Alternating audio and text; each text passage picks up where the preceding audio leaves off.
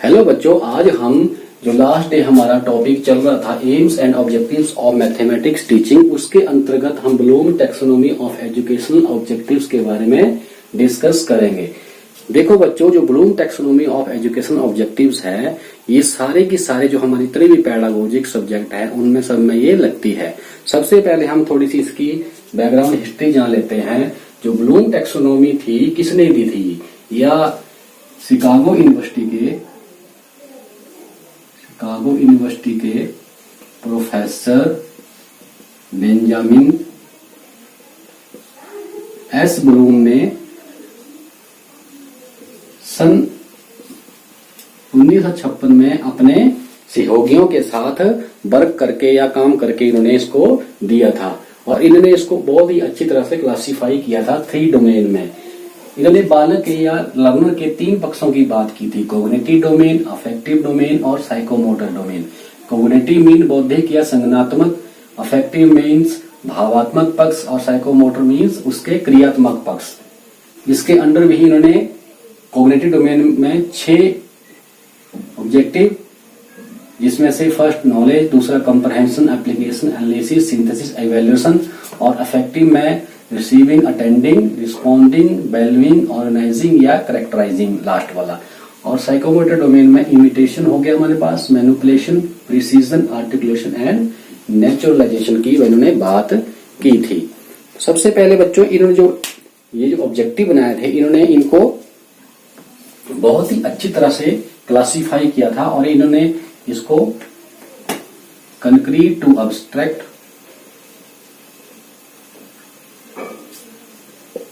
Simple to complex और proceed from lower level to higher level. मतलब इन्होंने सारे के सारे ऑब्जेक्टिव्स को, ये जो प्रिंसिपल है, बेसिक प्रिंसिपल है लर्निंग के, कंक्रीट टू अब्स्ट्रैक्ट हो गया, सिंपल टू कॉम्प्लेक्स हो गया, और proceed from the lower level to higher level. Lower level से हमारा कहना क्या है कि जो ऊपर वाले ऑब्जेक्टिव हैं वो निम्न स्तर के हैं और नीचे नीचे इनकी कॉम्प्लेक्सिटी बढ़ती जाती है। और इन्होंने इसको कैसे व्यावहारिक बनाया जाए, इसके बारे में भी इन्होंने डिस्कस किया था। फिर उनके बाद इन ऑब्जेक्टिव्स को हमने व्यावहारिक शब्दावली में कैसे लिखते हैं, इसके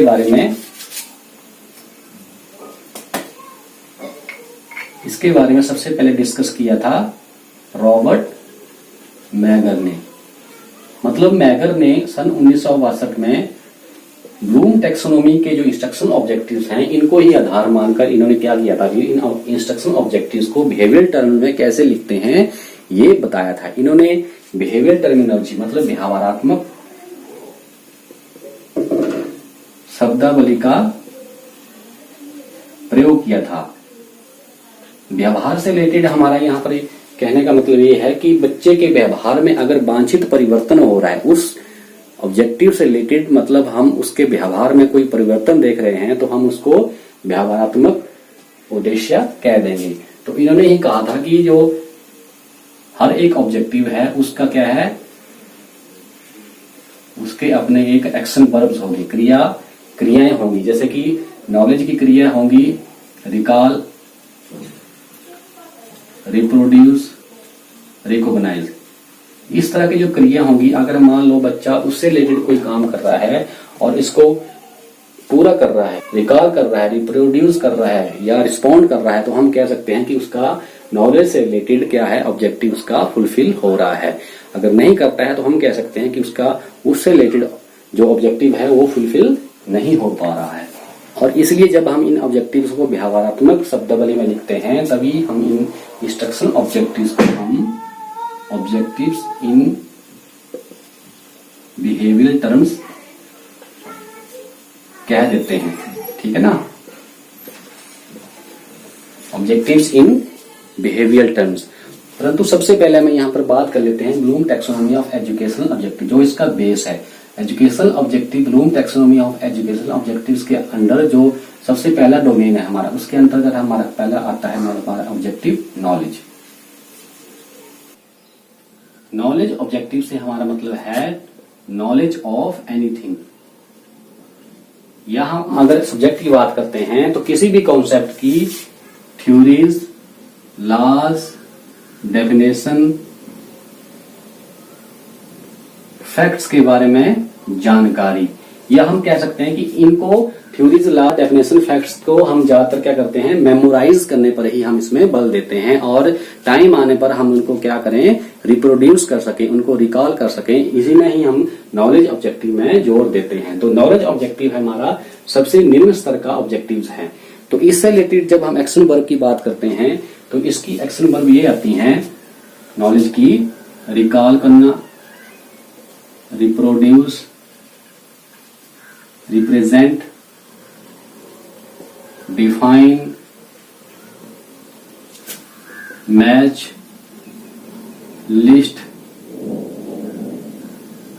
सेलेक्ट, इस तरह से एक्सेट्रा।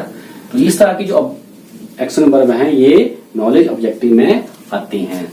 या अगर हम एग्जांपल लेते हैं, मतलब मान लो एग्जांपल, मैथ का एग्जांपल लेते हैं, अगर हम students will able to define what is rectangle, या हम कह देंगे students will able to recall the formula of rectangle. या अगर हम साइंस का एग्जांपल लेते हैं तो हम कह सकते हैं students will able to define the term density. तो डिफाइन करना हो गया, रिकॉल करना हो गया, डिफाइन करना या रिप्रोड्यूस करना, इस तरह की जो एक्शन वर्ब आती हैं ये क्या आएंगी, नॉलेज ऑब्जेक्टिव के अंतर्गत ही आएंगी। तो इन एक्शन वर्ब से हम पहचान कर सकते हैं कि बच्चे का जो नॉलेज ऑब्जेक्टिव जो हमारे बच्चे का है वो फुलफिल हुआ है कि नहीं हुआ है, इससे हम रिकॉग्नाइज या जज कर सकते हैं। फिर आता है हमारे पास कंप्रहेंशन। कंप्रहेंशन के लिए सबसे पहले जरूरी होती है नॉलेज। नॉलेज क्या है, इसका बेस होता है। नॉलेज क्या है, जो कंप्रहेंशन का या अंडरस्टैंडिंग का आधार होता है। कंप्रहेंशन का मतलब यह है कि जो हमने जिस चीज की हमने नॉलेज ली है, फैक्ट्स की, लॉज की, थ्योरीज की, ठीक है ना, इस तरह की जो हमने नॉलेज ली है उसकी अच्छी तरह से समझ, सूझबूझ, मतलब सूझबूझ से रिलेटेड, मतलब नॉलेज तो ले ली हमने, परंतु वो क्यों हो रहा है घटना, किस लिए हो रही है घटना, उसके पीछे कारण क्या है, मतलब उसकी अच्छी तरह से समझ क्या है, उसको हम कह देंगे कंप्रहेंशन के अंडर हम इसको लेके आते हैं। उसकी अच्छी तरह से व्याख्या करना, मतलब उनको एक्सप्लेन करना, इंटरप्रेट करना, या फिर ट्रांसलेट करना या समराइज करना। तो मतलब जो हमने ज्ञान लिया है, मतलब जो सबसे पहले लोअर लेवल का जो ऑब्जेक्टिव हमारा नॉलेज है उसके अंतर्गत जो हमने ज्ञान लिया है उस ज्ञान को हम अच्छी तरह से सूझबूझ करके उनको अच्छी तरह से समझ के उनकी व्याख्या कर सकें, उनको समराइज कर सकें, ट्रांसलेट कर सकें, इंटरप्रेट कर सकें। तो इस तरह के ऑब्जेक्टिव क्या आएंगे हमारे पास, अंडरस्टैंडिंग के अंतर्गत ही आएंगे। तो इसकी जो एक्शन वर्ब हैं वो इस तरह से हैं, explain, describe, demonstrate, classify, interpret, summarise and translate. तो इस तरह की जो एक्शन वर्ब हैं वो इस ऑब्जेक्टिव्स के अंतर्गत आएंगी, मतलब कंप्रहेंशन के अंतर्गत इस तरह की जो एक्शन वर्ब हम अगर लेके आते हैं या लिखते हैं ऑब्जेक्टिव्स के अंतर्गत, तो हम कह सकते हैं कि ये क्या है, कंप्रहेंशन से, अंडरस्टैंडिंग से रिलेटेड हमारा क्या है, ऑब्जेक्टिव बन जाता है। फॉर एग्जाम्पल जैसे कि हम यहाँ पर बात कर रहे थे एरिया ऑफ रेक्टेंगल की बात कर रहे थे, तो हम अगर कहेंगे students will able to describe the method of calculating area of rectangle. Describe area of rectangle, मतलब एरिया को फाइंड आउट करने की वो व्याख्या कर सकेंगे। या हम ऐसे कह देंगे, अगर मान लो हम घनत्व की व्याख्या कर सकें, मतलब एक्सप्लेन द टर्म डेंसिटी, मतलब डेंसिटी कैसे होती है, एक्सप्लेन द टर्म डेंसिटी, घनत्व की व्याख्या कर सकेंगे,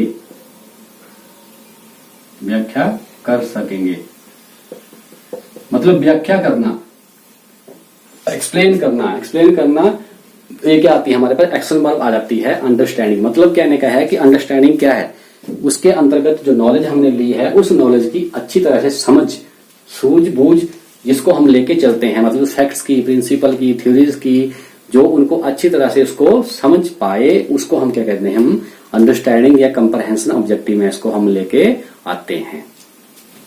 फिर आता है हमारे पास नेक्स्ट ऑब्जेक्टिव, हमारे पास एप्लीकेशन। एप्लीकेशन क्या है, प्रयोग संबंधी। एप्लीकेशन जो इन दोनों से ऊपर के स्तर का ऑब्जेक्टिव है, मतलब इनका जो बेस है, एप्लीकेशन का बेस क्या है, नॉलेज, और कंप्रहेंशन क्या है, बेसिस ऑफ एप्लीकेशन। मतलब क्या है कि जो मीन्स नॉलेज और कंप्रहेंशन में जो हमने नॉलेज ली है उसको अच्छी तरह से समझा हुआ है हमने, उसको क्या कर सके, हम उसको अप्लाई कर सके। ठीक है ना। जैसे कि जो नॉलेज और कंप्रहेंशन में, ज्यादातर कंप्रहेंशन में क्या करते हैं हम, अब्स्ट्रैक्टनेस, बच्चा अब्स्ट्रैक्टनेस की बात करता है, या मतलब अमूर्त होकर सोचता है। परंतु अगर हम एप्लीकेशन की बात हम करते हैं तो उस नॉलेज को जो उन्होंने अंडरस्टैंड की हुई होती है उसको क्या करता है बच्चा, कंक्रीट वे में, मूर्त रूप में उसको क्या करता है, अप्लाई करता है अपने दैनिक जीवन में। या हम कह सकते हैं कि बच्चा अगर दी हुई नॉलेज को अच्छी तरह से समझकर उसको अपने दैनिक जीवन में उसको उपयोग कर पाए। ठीक है ना। कोई नई परिचित स्थिति में या अनफेमिलियर, ठीक है ना, अपरिचित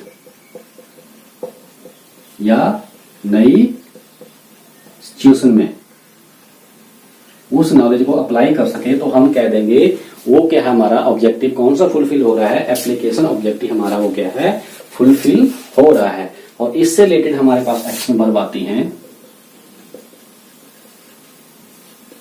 अप्लाई,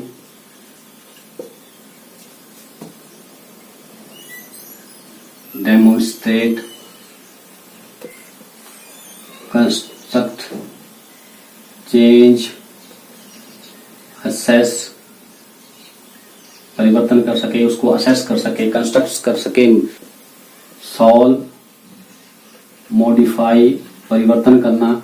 तो इस तरह के जो एक्शन वर्ब हैं वो क्या आती हैं, एप्लीकेशन ऑब्जेक्टिव्स के अंतर्गत आएंगी। फॉर एग्जांपल, जैसे कि हमने रेक्टेंगल का एग्जांपल यहां पर लिया था, तो अगर हम कह देंगे कि बच्चे, मतलब students will be able to apply the knowledge of calculating area of rectangle to find out the area of their own house. बच्चे अपने घर का एरिया निकाल पाने में, ओन हाउस, बच्चे अपने घर का एरिया निकालने में सक्षम हो पाएंगे। तो हम क्या कह देंगे, वहां पर एप्लीकेशन ऑब्जेक्टिव हमारा क्या हो रहा है, फुलफिल हो रहा है। अगर हम साइंस की बात करते हैं, student will be able to calculate the density of given substance. मतलब घनत्व से रिलेटेड उसने जब नॉलेज ली है, उसको कंप्रहेंड किया है, फिर उसको लेकर बच्चा किसी भी पदार्थ की घनत्व को क्या कर सकता है, अगर कैलकुलेट कर सके, तो हम कह सकते हैं कि बच्चे का जो एप्लीकेशन वो अपनी नॉलेज को क्या करता है, अप्लाई वो कर रहा है। Next objective, analysis. एनालिसिस से हमारा मतलब है सेपरेट द थिंग्स। मतलब इसमें जो हम कंसेप्ट पढ़ रहे हैं, कोई विषय पढ़ रहे हैं, कुछ भी पढ़ रहे हैं हम, तो हम अच्छी तरह से उसको टुकड़ों में बांट दिया जाए। फिर इनमें जब टुकड़ों में हमने इसको सेपरेट कर दिया या टुकड़ों में इनको हमने बांट दिया, तो हम उनमें फिर आपसी संबंध ढूंढते हैं, उनकी खोज करते हैं कि जो स्ट्रक्चर है उसकी, उस कॉन्सेप्ट की स्ट्रक्चर क्या है, कोई चीज है वो कैसे ऑर्गेनाइज कैसे हुई है, उसको अच्छी तरह से हम समझते हैं। और इनसे हम क्या करते हैं, तथ्यों से हम निष्कर्षों की तरफ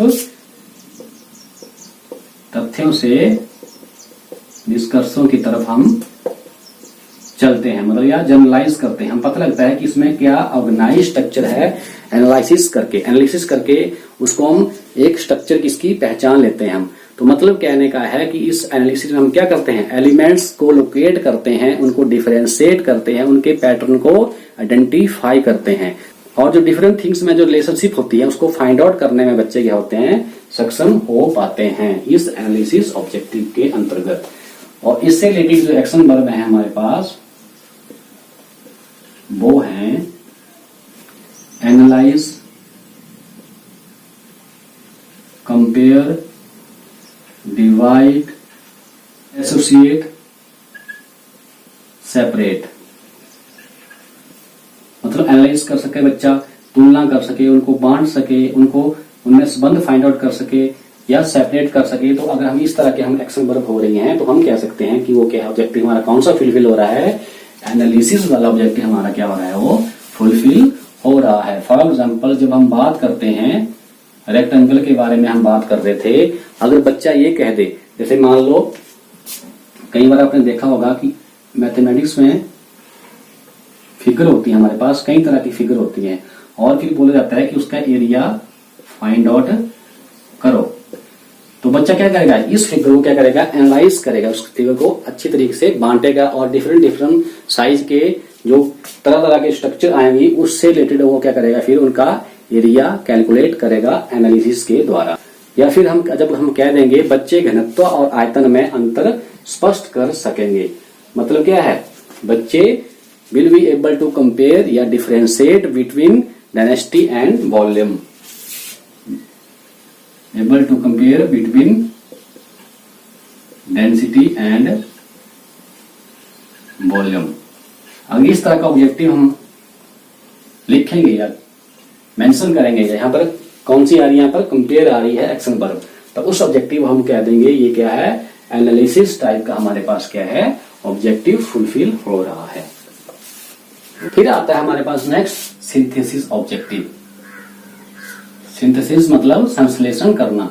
इस ऑब्जेक्टिव में बच्चे ने जो ज्ञान अर्जित किया गया होता है इन ऑब्जेक्टिव्स के अंतर्गत, उसको क्या करता है बच्चा, समग्र रूप से देखता है, समग्र रूप से उसको जज करता है, ठीक है ना, समग्र रूप से देखना।